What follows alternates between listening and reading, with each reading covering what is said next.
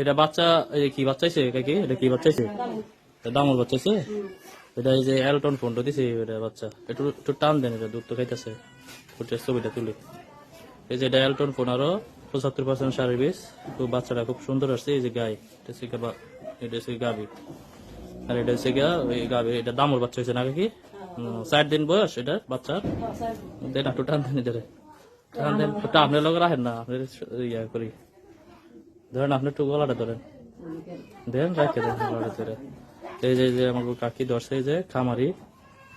এই যে হচ্ছে এলটন ফোন নাম্বার সারের 75% বীজ। এটা কাকি এটা 4 দিন আগে হয়েছে না? এটা বাচ্চাটা অনেক কেমন? আপনি খুশি নি বাচ্চা ভাইয়া?